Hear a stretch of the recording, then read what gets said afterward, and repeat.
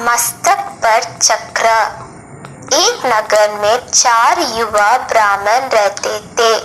धन उपार्जित करने के उद्देश्य से उन्होंने दूसरे नगर जाने का विचार किया और अवंती चले आए।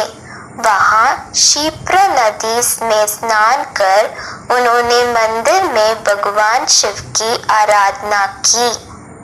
मंदिर में उनकी भेंट आराधक भैरवानंद से हुई। भैरवानंद ने उन चारों को अपना आश्रम में आमंत्रित किया और वे उसके साथ आश्रम चले आए।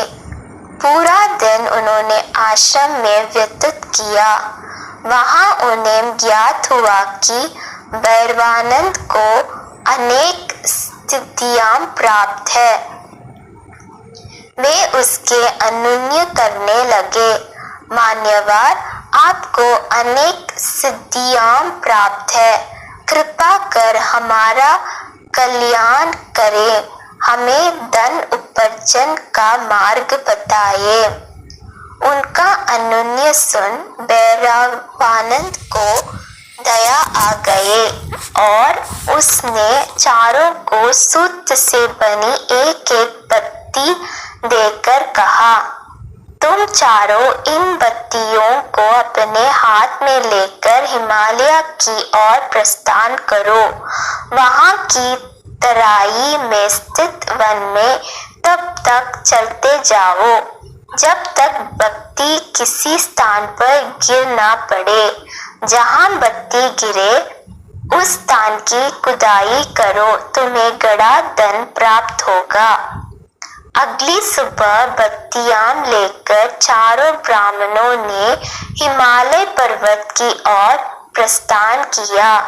कई दिनों की यात्रा पश्चात वे हिमालय की तराई में पहुंचे। वहां घने जंगल से गुजरते हुए एक ब्राह्मण की बत्ती गिर गई। उसने जब उस स्थान की खुदाई की तो उसे तांबे की कान प्राप्त हुई।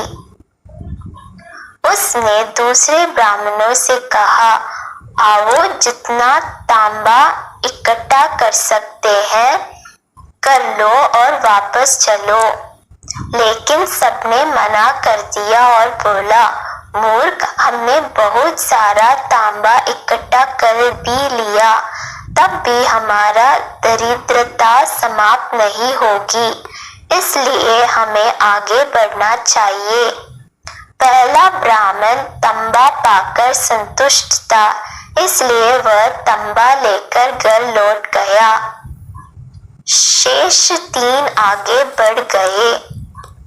कुछ दिन चलते रहने के बाद एक स्थान पर दूसरे ब्राह्मण के साथ की बत्ती गिर गई। उसने उस स्थान की भूमि को खोदना प्रारंभ किया। वहां उसे चांदी का खान प्राप्त हुआ। वह दूसरे ब्राह्मणों से बोला, आओ, जितनी चांदी उठा सकते हो उठा लो और घर वापस चलो। लेकिन उन्होंने मना कर दिया और बोला, मूर्ख, बहुत सारी चांदी इकट्ठी कर लेने पर भी हमारी दरिद्रता समाप्त नहीं होगी। आगे हमें अवश्य सोने की कान प्राप्त होगी, इसलिए आगे चलो। किंतु दूसरा ब्राह्मण चांदी पाकर संतुष्ट था। उसे चांदी इकट्ठी की और घर लौट आया। शेष 2 ब्राह्मण आगे बढ़ गए। कुछ दिन चलते रहने के बाद तीसरा ब्राह्मण की बत्ती गिर गई। उस स्थान को खोद गया तो वह सोने की कान निकली। वह अपने साथी से बोला, आओ, तुम भी जितना सोना चाहते हो ले लो और घर वापस चलो, इससे आगे जाने की क्या आवश्यकता है। चौथे ब्राह्मण ने कहा, मूर्ख, तुम्हें बुद्धि है या नहीं, आगे अवश्य हमें हीरों की कान मिलेगी, हमें आगे बढ़ना चाहिए। किंतु तीसरा ब्राह्मण सोना पाकर संतुष्ट था।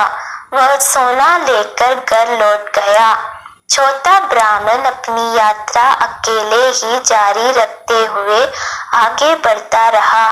गर्मी और भूख प्यास से उसका बुरा हाल था। अब उसे रास्ता भी समझ नहीं आ रहा था। वह इधर उधर भटकने लगा। भटकते भटकते वह एक स्थान पर पहुंचा।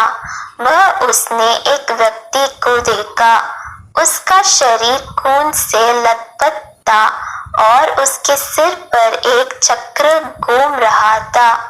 ब्राह्मण उसे देख अचरज में पड़ गया। वह उस व्यक्ति के पास गया और पूछने लगा, आप कौन हैं और आपके सिर पर ये चक्र क्यों घूम रहा है?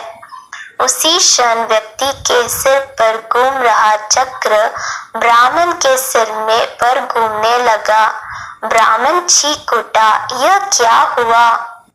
वह व्यक्ति बोला, इन्हीं परिस्थितियों में यह चक्र मेरे सिर पर घूमने लगा था। ब्राह्मण को उस चक्र से बहुत कष्ट हो रहा था।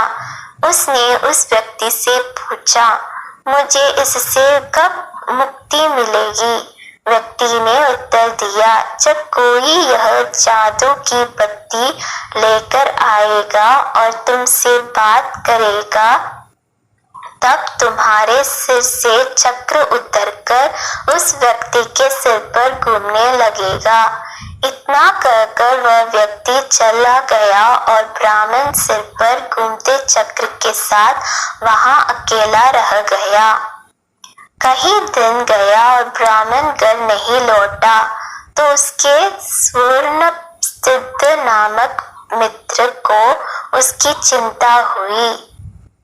वह उसके वचनों का अनुसरण करते हुए उसका उस स्थान पर पहुंच गया। वहां उसने देखा कि उसका ब्राह्मण मित्र खून में लथपथ है और उसके सिर पर एक चक्र घूम रहा है। यह देख वह चकित रह गया। उसने पूछा, मित्र, यह तुम्हें क्या हुआ है? चक्रधरकारी ब्राह्मण बोला, भाग्य मेरा साथ नहीं है मित्र, यह उसी का परिणाम है। फिर उसने अपने मित्र को घूमते चक्र की सारी कहानी सुना दी।